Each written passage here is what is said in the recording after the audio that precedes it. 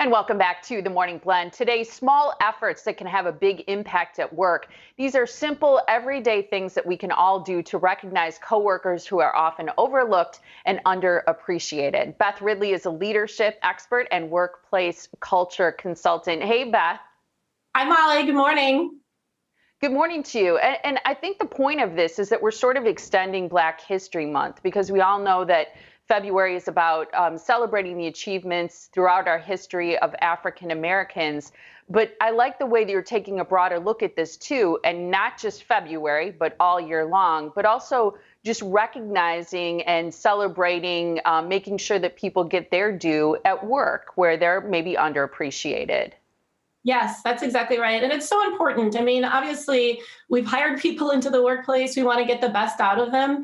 And, being recognized and feeling a sense of belonging is really important. So I think it's really about taking the spirit of Black History Month, sort of that recognition of important value that people bring and carrying it all year long in small ways that make a big difference.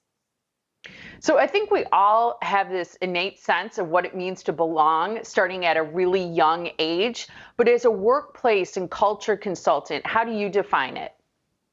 Yeah, so belonging really is the feeling of acceptance, inclusion, and feeling at the end of the day that you can be yourself and you can speak up authentically without fear of retribution.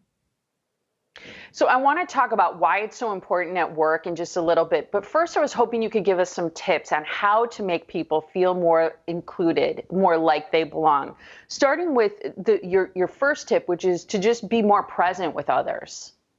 Yeah, that's exactly right. I mean, I call these just everyday acts of inclusion that are easy to do.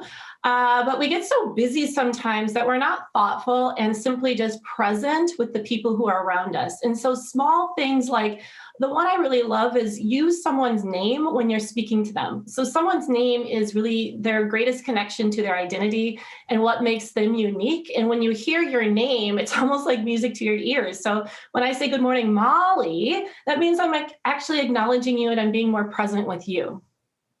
I totally get it, Beth, and I appreciate that. I do think it's true. It's like so much research shows that people like the sound of their own names. Your second tip is to express appreciation toward others. This also seems so simple.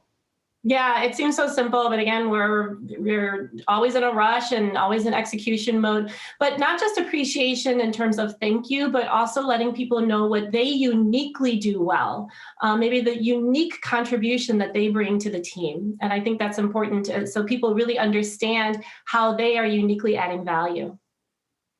You say to be curious about others. And I think this one sometimes is a tricky one for people because we try to be respectful. And so we're not always sure if it's okay to express curiosity.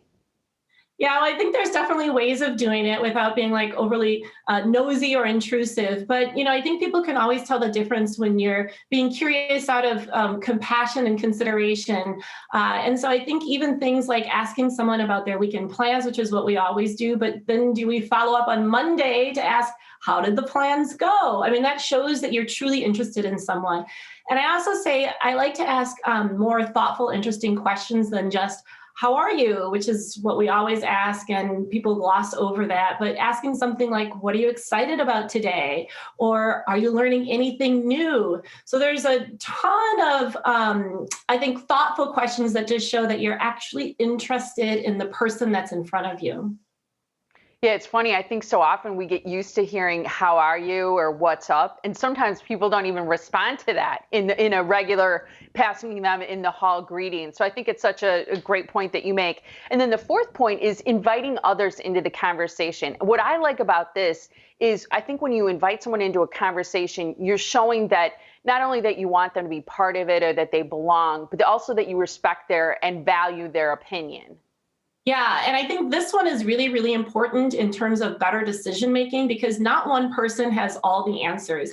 And it's better to look at a problem or an opportunity with a broad and inclusive lens. And you can only do that when you invite other people into the conversation. What do you think? Do you have any ideas? And that's how you're going to get to better decision making. Why do you think that belonging is so important at work? Yeah, I mean, I think it goes back to that last point. Like when people feel comfortable at work, they're more likely to speak up and contribute. And when you have more people contributing, that leads to better and more thoughtful decision making, which leads to better results from a business standpoint. And there really is a ton of research out there that has quantified the impact, the positive impact on business when people feel that they can be more of themselves versus feeling like they're always trying to fit in.